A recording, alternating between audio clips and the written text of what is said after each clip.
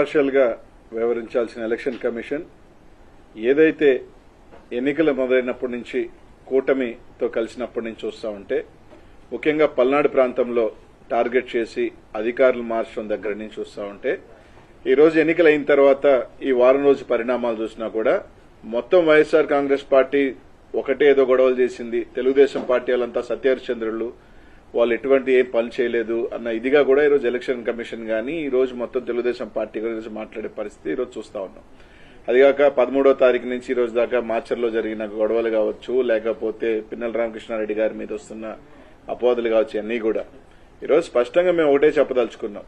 ఈ రోజు ఏదైతే ఎన్నికలు మొదలైనప్పటి నుంచి ప్రత్యేకంగా ముఖ్యంగా పల్నాడు ప్రాంతాన్ని టార్గెట్ చేయడంలో కానీ ముఖ్యంగా దాంట్లో మాచర్ల నియోజకవర్గానికి సంబంధించి ఎన్నికలు ఇంకొక 3 రోజులు ఉండగానే అధికారులంతా ఒకటొకటిని మార్చడం, ఎస్ఐల్ని సీఐల్ని మార్చడం, సీఐలు కూడా వాళ్ళ సామాజిక వర్గానికి సంబంధించి సీఐలు తీసుకురావటం ఇవన్నీ కూడా చూడటం జరిగింది.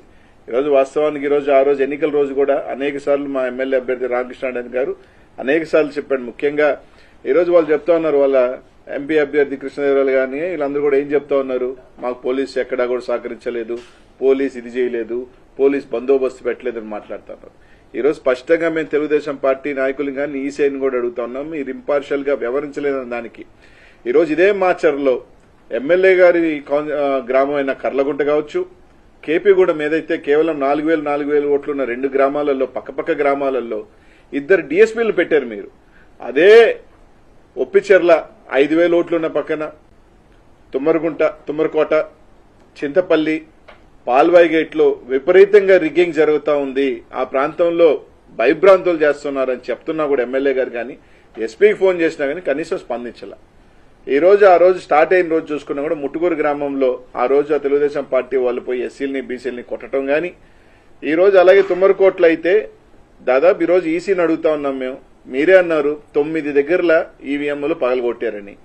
కేవలం ఒక్క రామకృష్ణారెడ్డి గారిది మాత్రమే ఎందుకు రిలీజ్ అయింది? ఈ రోజు ఎలా రిలీజ్ అయింది? మీరు రిలీజ్ చేశారా లేకపోతే ఎవరైనా రిలీజ్ చేశారా? కనీసం ఈ రోజున ఈసీ దాని మీద ఎందుకు చర్య చేపట్ల? 9 పగలగొడితే కొరవ 8 ఎందుకు రిలీజ్ కాలేదు? కొన్ని 8 సంఘటనలు ఎందుకు రిలీజ్ కాలా? ఆ ఫుటేజ్లు ఎందుకు బయటకు రాలా? దీని మీద అన్ని కూడా చూస్తున్నప్పుడు ఒక అనుమానాలు దావదిస్తా ఉన్నాయి. ఈరోజు తుమ్మరకోటకు సంబంధించి తెలుగుదేశం వాళ్ళు పగలగొట్టారు, దాదాపు ఇంకొక దగ్గర పగలగొట్టారు, చింతపల్లిలో రిగ్గింగ్ చేశారు, ఒప్పిచెర్లలో అయితే ఎస్టీల్ని ఓట్లు లేకపోతే బూత్లో కొట్టుకొని బయటకు తీసుకొచ్చారు. ఇదే పాల్వాయి గేట్కి సంబంధించి బీసీలు ఎస్సీలు మహిళలు ఓట్లైన పోతా ఉంటే ఓట్లైనకుండా కొట్టి తరిమేస్తుంటే ఎమ్మెల్యే గారు పోయి దాదాపు 1.5 గంట ఎస్పీకి ఫోన్ చేసినా అదే ఎస్పీ గారు మాచర్ల చుట్టూ తిరిగారు కానీ కనీసం పాల్వాయి గేట్ దగ్గరికి రావాలన్న ఆలోచన కూడా చేయలేదు. ఎందుకంటే ఇదంతా ఒక ప్రీ ప్లాన్డ్ గా ఎక్కడెక్కడ ఇబ్బంది పెట్టాలి, ఎక్కడెక్కడ తెలుగుదేశం వాళ్ళు రిగ్గింగ్ చేసుకోవాలి అని ఒక ప్రీ ప్లాన్డ్ గా చేసిన పద్ధతిలోనే నడిచింది. 1.5 గంట సేపు ఎమ్మెల్యే గారు ఆడ నిలబడి ఈ రోజు ఎస్సీలు గాని మహిళలు గాని వచ్చి బోరుమని ఈ విధంగా మమ్మల్ని ఓట్లనేది కొట్టి తరిమేస్తారని ఎస్పీ గారిని స్పందించకపోతే ఏ అభ్యర్థి అయినా ఎవరైనా ఏం చేస్తారు? కొన్ని కఠినమైన కార్యాలు దీనికి ఎవరు రెస్పాన్సిబుల్? దీనికి సంబంధించి అధికారులు రెస్పాన్సిబుల్ కదా? ఎలక్షన్ కమిషన్ కి ఈ ప్రాంతాల్లో ఒకసారి 7 బూతుల దగ్గర పగలగొట్టేస్తే రీపోలింగ్ ఎందుకు పెట్టలేదు? మళ్ళీ అక్కడే రీపోలింగ్ ఎందుకు చేయించారు? ఇదే తుమ్మరకోట్లో మేము ఎస్పీ గారికి ఫోన్ చేశాం, సార్ అక్కడ భయపడతా ఉన్నారు, ఏజెంట్లు కూర్చునే దానికి కూడా ఇబ్బంది. అంటే పోలీసు ఆడ కూర్చోబెట్టి వైసీపీ ఏజెంట్లు లేకుండా రిగ్గింగ్ చేయించిన మాట వాస్తవం కాదా? ఇది ఎస్పీ గారితో మేము మాట్లాడలేదా? పాల్వాయి గేట్ దగ్గర ఆయన రామకృష్ణారెడ్డి గారు ఏదైతే రామకృష్ణారెడ్డి అబ్బాయి తలబగిలింది, ఆయనకి దెబ్బలు తగిలినాయి. ఈరోజు అనేక రకాల అరాచకాలు తెలుగుదేశం పార్టీకి వత్తాసుగా ఈరోజు అడుగుతా ఉన్నాం. మీరు చెప్తా ఉన్నారు కానిస్టేబుల్ 2 గ్రామాలకు సంబంధించి డీఎస్పీలను పెట్టి కర్లకుంటలోను కేపీగూడెంలో ప్రతి ఓటర్ని ఇది నీ ఓటా అని మీరు చూసిన డీఎస్పీ గారు ఒప్పిచెర్లో గాని, తుమ్మరకోటలో గాని, చింతపల్లిలో గాని, పాల్వాయిగోట్లో గాని ఎందుకు చూడలేదని అడుగుతా ఉన్నా. అక్కడికన్నా ఎక్కువ ఓట్లున్న ప్రాంతం కదా, ఇక్కడ ఎందుకు పెట్టలేదు మీరు డీఎస్పీలని? ఎందుకు సీఐల్ని పెట్టలేదు? ఎందుకు ఎస్ఐని కూడా సంబంధించి ఎందుకు పెట్టలేదు? కనీసం దాని ఫుటేజ్లు రిలీజ్ చేయండి. కనీసం ఈ 4 బూతులకు సంబంధించి చింతపల్లిలో ఉన్న 4 బూతులు, ఒప్పిచెర్లో ఉన్న 3 బూతులు, తుమ్మరకోటలో ఉన్న 3 బూతులను ఈసీ న్యూస్ ఎలక్షన్ కమిషన్ అర్థం నిజంగా ఇంపార్షియల్ గా చేసే పని అయితే ఆ బూత్ లో రోజు జరిగిన వారి అంతా కూడా తీసి జరిగిన దాని మీద విచారణ జరిపి అవసరమైతే రీపోలింగ్ పెట్టమండి. ఈ రోజు స్పష్టంగా మా ఎమ్మెల్యే గారు దాని మీద రీపోలింగ్ జరగండి, ఈ విధంగా జరిగితే దాని మీద ఈ రోజు దాకా యాక్షన్ తీసుకోవాలి.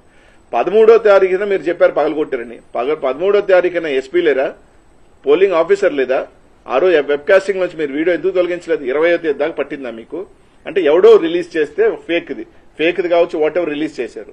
అది ఎలా రిలీజ్ అయింది? ఒకటే రిలీజ్ అయింది, 9 ఏమైనాయి? 9 ఉండాలి కదా. ఆ 9 ఎందుకు రిలీజ్ చేయలేదు? అంటే వైఎస్ఆర్సీపీఏ గొడవలు చేసింది అనేది ఒక బ్లూ ప్రింట్ ఇవ్వాలన్న క్రమంలో తెలుగుదేశం పార్టీని కాపాడుతున్న మాట వాస్తవం కాదా? ఈరోజు ఎలక్షన్ కమిషన్ ఈరోజు దాదాపు అదే కారంపూడిలో ఎన్నికలైపోయిన తర్వాత పోతురాజుగుంటలో బుడగజంగాల మీద, పేదల బుడగజంగాల ఇళ్ల మీద దాడి చేసి టీవీలతో సహా ఎత్తుకోపోయిన సంఘటనలు వాస్తవం కదా. ఇవన్నీ ఎందుకు ఇది చేయట్లేదు? ఈరోజు కేవలం మేము అడుగుతా ఉన్నాం, ఈ 4 గ్రామాలకు సంబంధించి మీరు ఫుటేజ్ రిలీజ్ చేయండి. ఒప్పిచర్ల కావచ్చు, చింతపల్లి కావచ్చు, తుమ్మరకోట కావచ్చు, పాల్వాయి గేటుకు సంబంధించి ఏదైతే మీరు చెప్తున్నారు ఎమ్మెల్యే గారు పగలగొట్టారని చెప్తున్నది కాకుండా కొరవ దగ్గర పగలగొట్టిన ఈవీఎంలన్నీ పగలగొట్టిన అన్ని ఫుటేజీలు రిలీజ్ చేయండి. ఆ రోజు పోలింగ్ జరిగిన సరళి కూడా మీరు రిలీజ్ చేయండి. ఖచ్చితంగా దాంట్లో రిగ్గింగ్ జరిగిన మాట వాస్తవం కదా, పోలీసు అండదండలతో జరిగిన మాట వాస్తవం కదా అని అడుగుతా ఉన్నా. ఇదే ఎమ్మెల్యే గ్రామంలో ఒక డీఎస్పీ గారు జగదీష్ గారిని పొద్దున్న సాయంకాలం దాకా పెట్టారే, కేపీగూడెంలో పెట్టి ప్రతి ఓటర్ని ఇది నువ్వు కరెక్ట్ ఓటరా అని చెప్పి వెరిఫై చేశారే. ఈ గ్రామాల్లో ఎందుకు పెట్టలేదు?